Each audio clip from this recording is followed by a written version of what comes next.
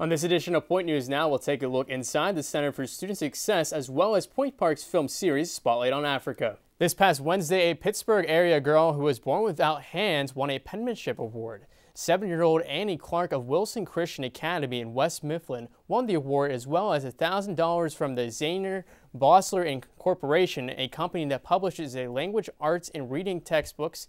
Clark writes by manipulating a pencil between her forearms. Clark is the first winner of the award, named after Nicholas Maxim, a 5th grader born without hands or lower arms who entered the company's penmanship contest last year. When you think of a nonprofit group, controversy does not often come to mind.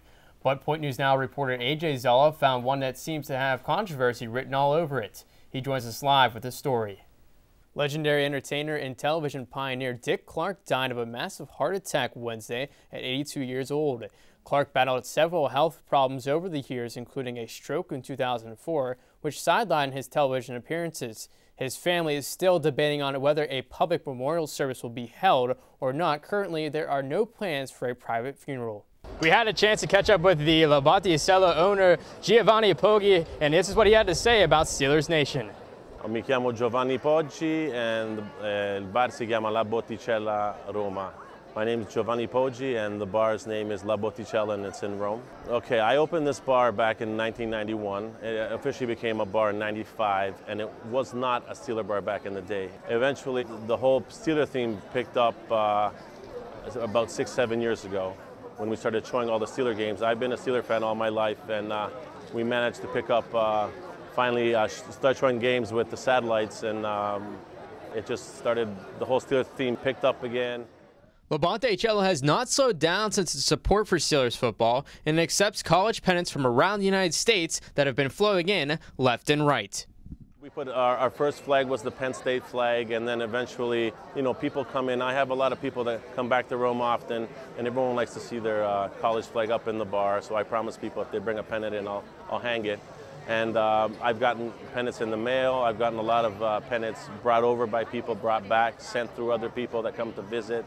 And we have right now around 40-50 pennants hanging, and then there's a lot more that I still have to hang. I go back every Thanksgiving. Me and the journalist that wrote the articles about me from the Post-Gazette have since become very, very good friends. And I go visit his family, he comes over to visit my family, so I go back and spend Thanksgiving with his family in Mount Lebanon every year. And I try to pick up a couple of football games while I'm down there.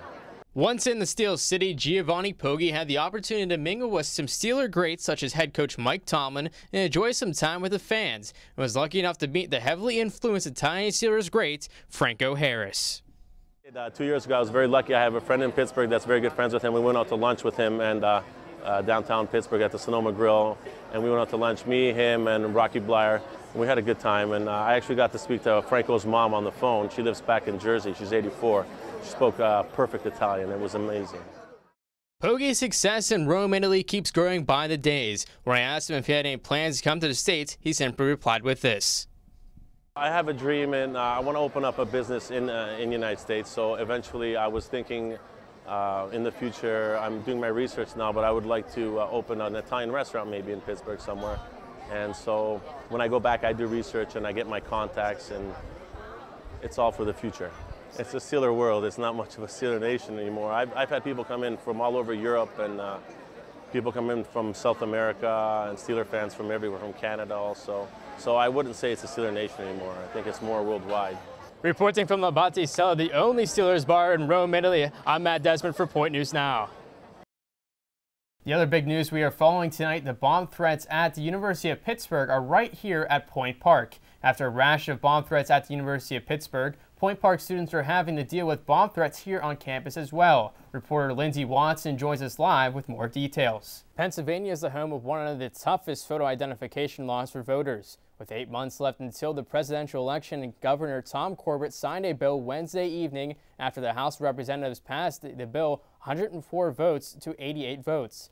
The bill will require photo identification during the voting process. Pennsylvania, generally a swing state, is expected to be a battleground yet again this election year.